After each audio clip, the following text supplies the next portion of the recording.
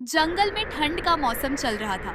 आसमान में काले बादल छाए हुए थे और सुबह से तेज हवाएं चल रही थी। एक पुराने पेड़ पर रानो चिड़िया अपने दो बच्चों के साथ रहती थी। दोनों बच्चे भूख से रो रहे थे। माँ, बहुत भूख लगी है। मेरे प्यारे बच्चों, तुम चिंता मत करो, माँ अभी तुम्हारे लिए कुछ खाने को लेकर आती है।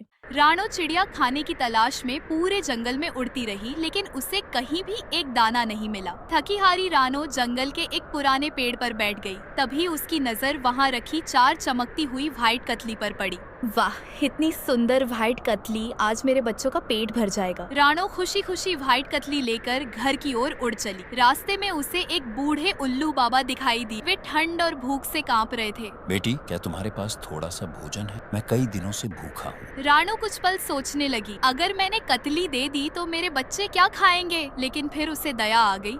उल्लू बाबा, आप यह 3 व्हाइट कतली खा लीजिए। उल्लू बाबा ने कतली खाई और मुस्कुराने लगे। बेटी, मैं कोई साधारण उल्लू नहीं। उन्होंने बची हुई आखिरी व्हाइट कतली पर जादुई आशीर्वाद दिया। इसे अपने घोंसले के पास रख देना। रानो घर पहुंच। जैसे ही उसने व्हाइट कतली घोंसले के पास रखी, चारों तरफ तेज रोशनी फैल गई। देखते ही देखते वहाँ व्हाइट कतली का एक विशाल और सुंदर महल बन गया। दीवारें सफेद कतली की थीं और अंदर स्वादिष्ट भोजन का ढेर लगा था। माँ, यह कितना सुंदर महल है और यहाँ तो ढेर सारी व्हाइट कतली है। रानो की खुशी का ठिकाना नहीं था। तभी लालची कालू कौवा वहाँ आ पहुँचा। इतना बड़ा महल तो मेरा होना चाहिए। वह महल पर कब्जा करने के लिए आगे बढ़ा। जैसे ही उसने दीवार पर चोंच मारी, जादुई महल चमक उठा और उसने कालू कौवे को दूर फेंक दिया। कालू डर गया और वहाँ से भाग गया। इसके बाद रानो चिड़िया और उसके बच्चे व्हाइट कतली के जादुई महल में खुशी खुशी रहने लगे। सीख: दया और भलाई का फल हमेशा मीठा होता है,